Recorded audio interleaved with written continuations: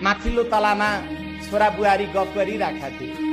तल्लो तलामा बसेर आमा बत्ती काटिराख्नु भएको थियो। माथिल्लो तलामा छोरा बुहारीले गरेको कुराकानी आमाले प्रश्न सुनिरहनु भएको हुन्छ। अनि छोरा बुहारीको कुराकानी कस्तो थियो?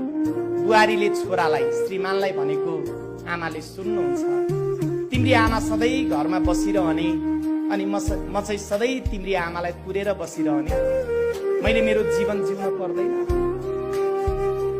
श्रीमानलाई प्रश्न गर्छिन् श्रीमतीले। त्यो तल आमाले सुन्छिन् बुहारीले गरेको आफ्नो छोरालाई प्रश्न। अनि छोराले भन्छ, श्रीमानले भन्छ, के गरौँ त मैले, भन न के गरौँ?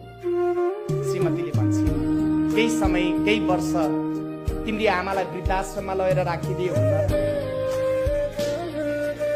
छोराले अलिक चर्को आवाजमा भन्छ, के कुरा गरेको यस्तो?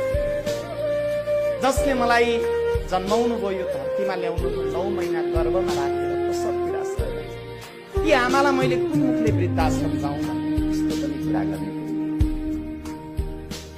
त्यसपछि श्रीमतीले भन्छ, त्यसो हो भने घर व्यवहार सम्हाल्नु, छोराछोरी सम्हाल्नु मैले।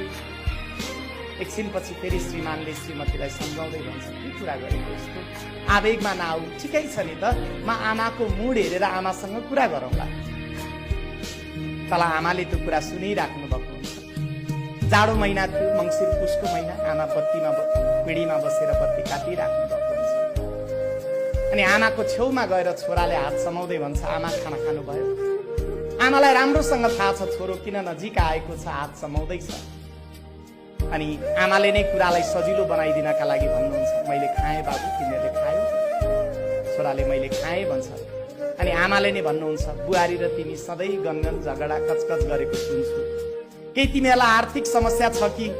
यदि आर्थिक समस्या छ भने बरु मेरा केही गहनाहरू छन्, लगेर बेच्नु, समस्याको समाधान गर्नु बाबु। छोराले भन्छ, त्यसो होइन आमा, त्यसो होइन। आमाले भन्नुहुन्छ, कसो हो त बाबु, कसो हो? फेरि छोराले आमातिर हेर्दै भन्छ, आमा सधैँ तपाईँ घरमा बसिरहँदा बुहारीले बाहिरको संसार देख्न पाइन भनेकी छन्। हुन पनि हो, मेरो मात्रै कमाइले घर व्यवहार चलाउन गाह्रो छ। छोराछोरीको पनि महँगो छ, घरभाडा पनि महँगो छ। केही वर्ष तपाईँ घरभन्दा बाहिर गएर बसिदिनु भयो भने